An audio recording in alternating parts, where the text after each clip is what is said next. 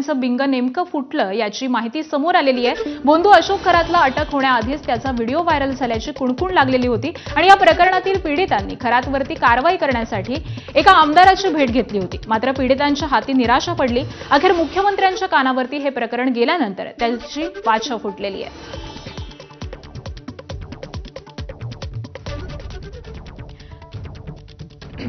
तर या व्हिडिओची कुणकुण नेमकी कशी लागली आपण जाणून घेऊयात। या प्रकरणातल्या पीडितांनी खरातवरती कारवाईसाठी एका आमदाराची भेट घेतली।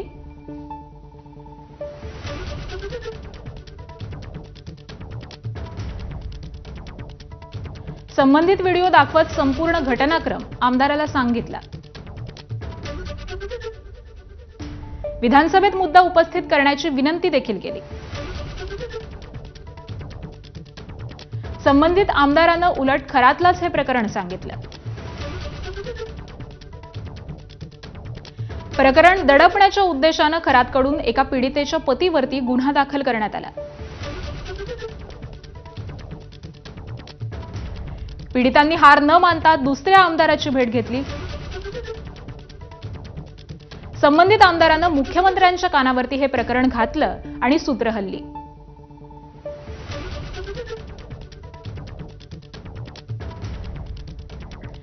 विकृत अशोक खरातला आपल्या व्हिडिओंची कुणकुण कशी लागली आणि तो जाळ्यामध्ये कसा अडकला हे आपण जाणून घेत होतो।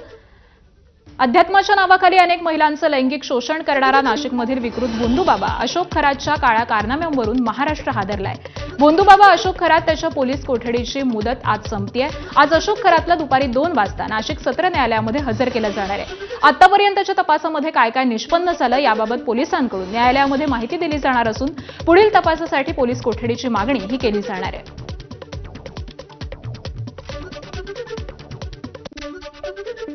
महिलांचं लैंगिक शोषण करणाऱ्या बोंधू अशोक खरातचा पाय अधिक खोलात जातोय।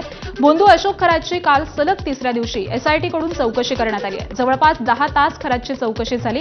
विशेष तपास पथक प्रमुख तेजस्विनी सातपुतेंकडून या प्रकरणाची चौकशी सुरू आहे। महिलांना बोंधू अशोक खरात कशा पद्धतीने जाळ्यामध्ये अडकवत होता याचा सखोल तपास केला जातोय। खरातच्या कार्यालयामधून सबळ पुरावे हे देखील गोळे करण्यात आले। नाशिकमध्ये बोंधू अशोक खरात विरोधामध्ये तक्रार करणाऱ्यांची संख्या ही वाढू लागलेली असून सोमवारी संध्याकाळपर्यंत त्याच्या विरुद्ध दाखल गुन्ह्यांची संख्या ही 6 पर्यंत पोहोचली आहे। बोंधू खरातवरती काल आणखी 3 गुन्हे दाखल करण्यात आलेत। महिलांचं लैंगिक शोषण आणि फसवणुकीच्या तक्रारींमध्ये वाढ झाली आहे। नाशिक पोलिसांकडून पीडित महिलांसाठी हेल्पलाईन क्रमांक देखील जारी करण्यात आलाय। अत्याचार झालेल्या महिलांनी तक्रारीसाठी पुढे येण्याचं आवाहन एसआयटी प्रमुखांनी केलंय। नव्या तक्रारींमुळे गुन्ह्यांची संख्या आणखी वाढण्याची शक्यता वर्तवली जाते आणि त्यामुळे खरातच्या अडचणीमध्ये आणखी वाढ होणार असल्याचं दिसून येत आहे।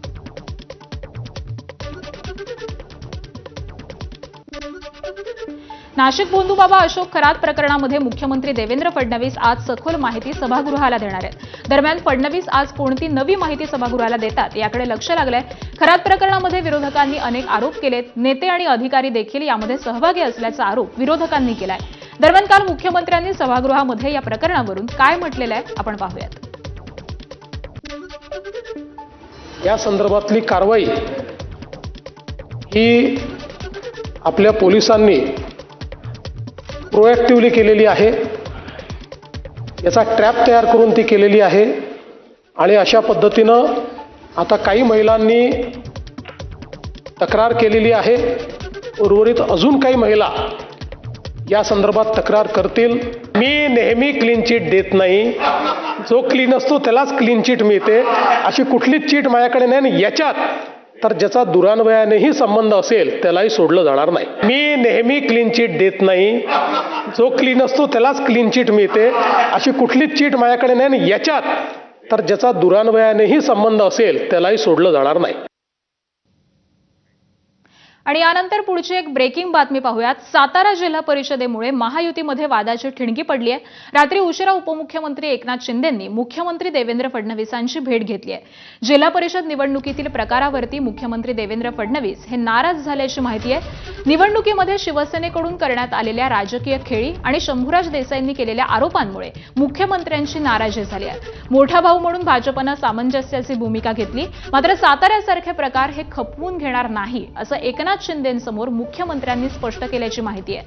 तसंच सांगली जिल्हा परिषद निवडणुकीमध्ये प्रकरणावरून देखील मुख्यमंत्र्यांनी असहमती व्यक्त केली आहे आणि त्यामुळे आता भाजप शिवसेनेतील वाद निवळणार की वेगळं वळण लागणार याकडे आता सगळ्यांचंच लक्ष लागलंय.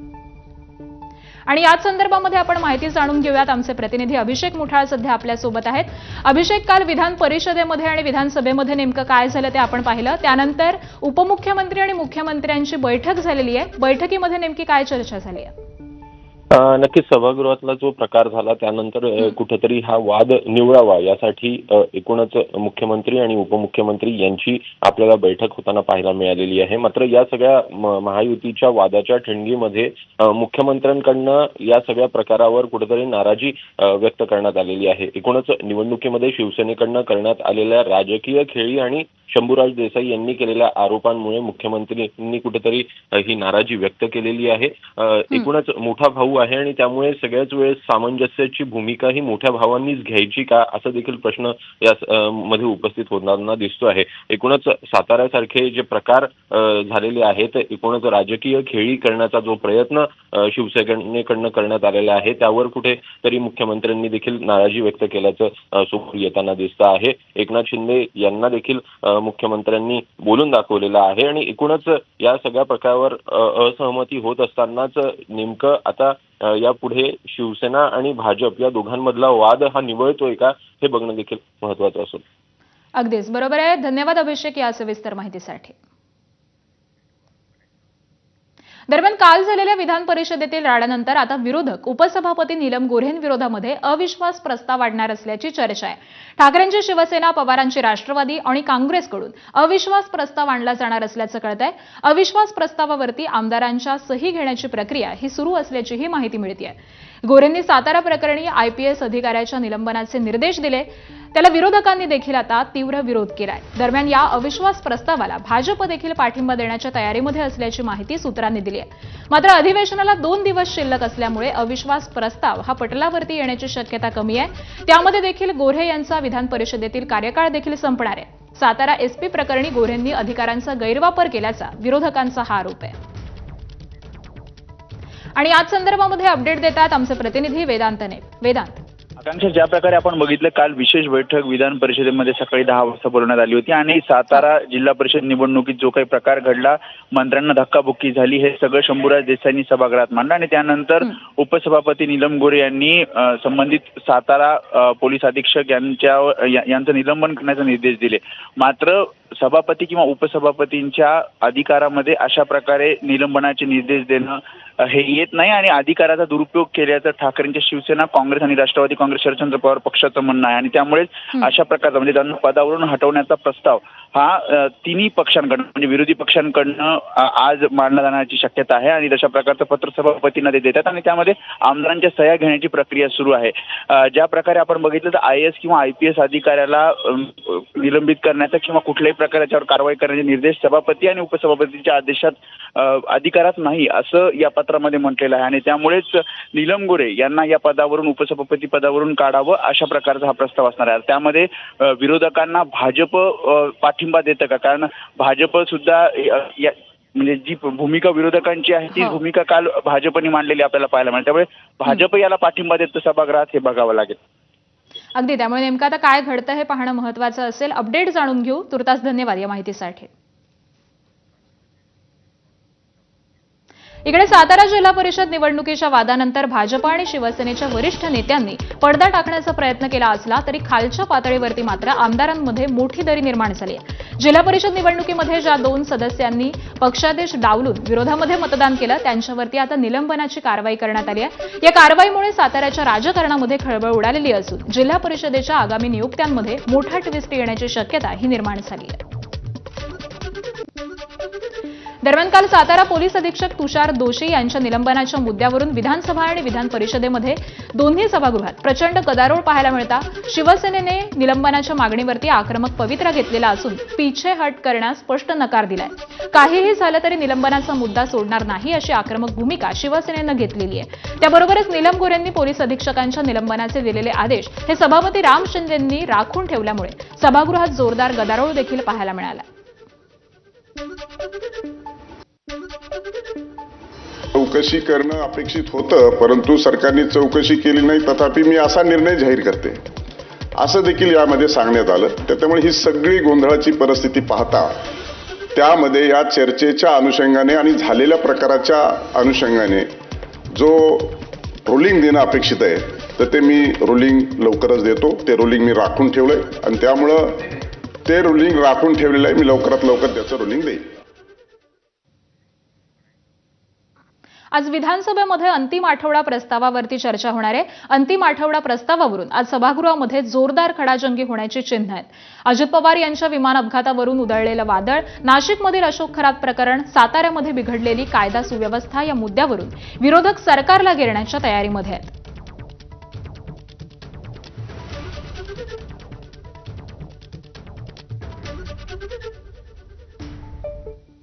आणि यानंतर पुढची बातमी पाहूयात. नेहमी या ना त्या कारणामुळे चर्चेत राहणारे शिवसेनेचे आमदार संजय गायकवाड पुन्हा एकदा आपल्या एका विधानामुळे चर्चेत आलेत.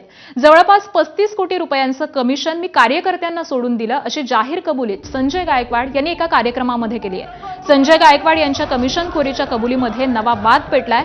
पण लगेच संजय गायकवाड यांनी आपल्या स्टाईलमध्ये या प्रकरणावरती सारवासारव देखील केली आहे. त्या मतदारसंघात कोणी एक माणूस सांगणार नाही की आम्ही कोणाचा छळ केला म्हणून. आमची ताकद आम्ही गोरगरिबांना सपोर्ट करण्याकरता कार्यकर्त्यांना ताकदवर देण्याकरता माझ्यासोबत सायकलवर फिरणारे कार्यकर्ते आज फॉर्च्युनरमध्ये फिरतात.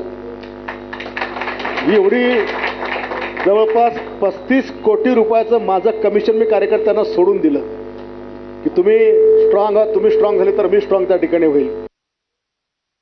आता बघा 2-3 वर्ष झाले तुम्ही विधान भवनात आहात. कोणा आमदाराला किती पैशाची कामं मिळतात हे तुम्हाला माहिती आहे. आणि 35 कोटी कमिशन म्हटलं तर ती अमाऊंट किती होते. त्याच्यामध्ये कमिशन नाही तर ते कामाचा विषय आहे असा होता. माझं त्यांना म्हणजे अदरवाईज त्यांनी घेऊ नये, समजून घ्यावं. तेही आमदार आहेत, त्यांना माहिती आहे की परिस्थिती कशी आहे. त्याच्यामुळे माझ्या शब्दाचा हा विपर्यास झालेला आहे. एनमेन आता 5 कोटीचा आमदाराला निधी त्यातलं 1 कोटी पण मिळालेलं नाही. एवढं कमिशन कुठून मिळणार आहे.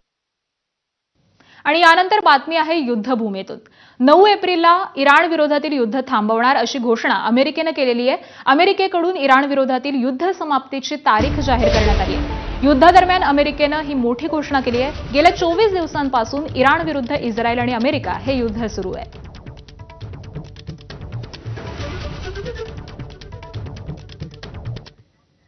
युद्ध थांबवण्याबाबत आणि चर्चा सुरू करण्याबाबत इराणला शेजारी देशांकडून अमेरिकेचा निरोप मिळाला असं इराणच्या परराष्ट्र मंत्रालयानं म्हटलंय.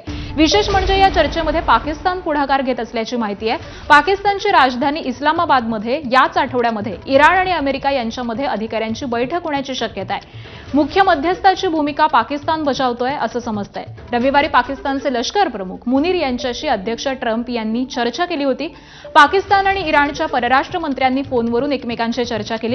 शांतता, सुरक्षा आणि स्थैर्यासाठी चर्चेमधून तोडगा निघावा असं पाकिस्तानच्या परराष्ट्र मंत्र्यांनी इराणशी केलेल्या चर्चेमध्ये म्हटलेलं आहे.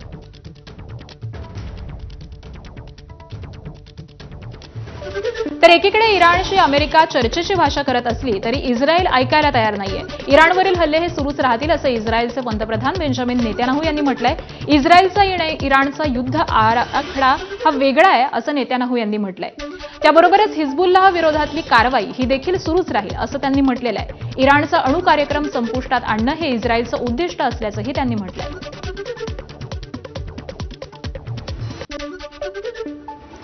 ब्रिटनचे पंतप्रधान कीर स्टारमर यांनी आखाती देशातील युद्धासंदर्भामध्ये आपत्कालीन बैठक बोलावली. युद्धामुळे ब्रिटनच्या अर्थव्यवस्थेवरती परिणाम होतोय, त्यावरती चर्चा करण्यासाठी ही बैठक बोलावण्यात आली. इराणमध्ये सरकार समर्थकांनी मुख्य चौकामध्ये गर्दी केलेली होती. लष्कर आणि इस्लामी गणराज्याला समर्थन देण्यात आलं.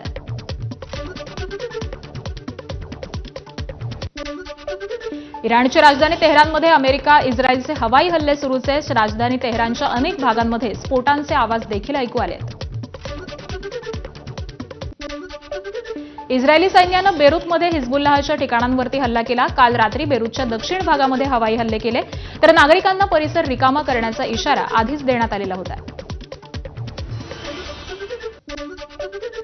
अमेरिकन आणि इस्रायली तळावरती इराणनं क्षेपणास्त्र हल्ला केलाय. कुवेतमधील अली अल सालेम, सौदी अरेबियामधील अल खरजन आणि संयुक्त अरब अमिरातमधील अल दाफरामध्ये इराणकडून ड्रोन हल्ले करण्यात आले.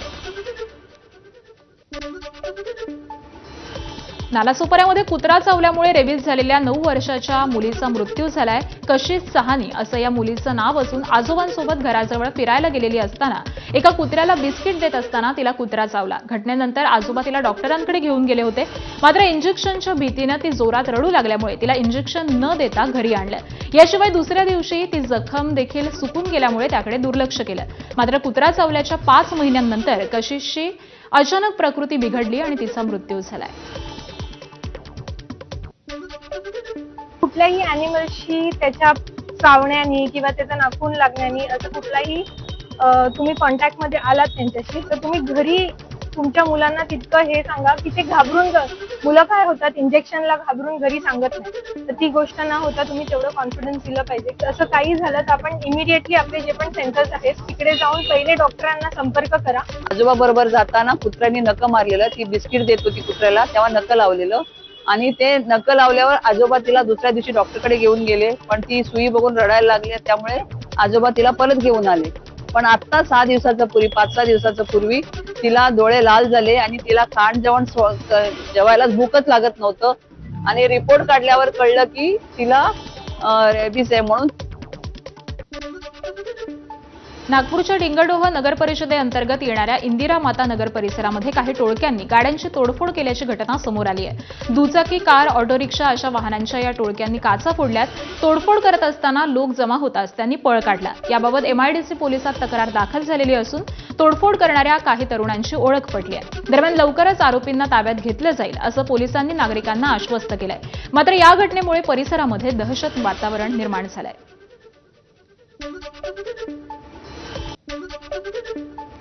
आणि या सगळ्या महत्त्वाच्या घडामोडींनंतर या बुलेटिनमध्ये वेळ झाली इथेच थांबण्याची. पुढील अपडेट माधवीसह ताज्या घडामोडींसाठी पाहत रहा ABP माझा.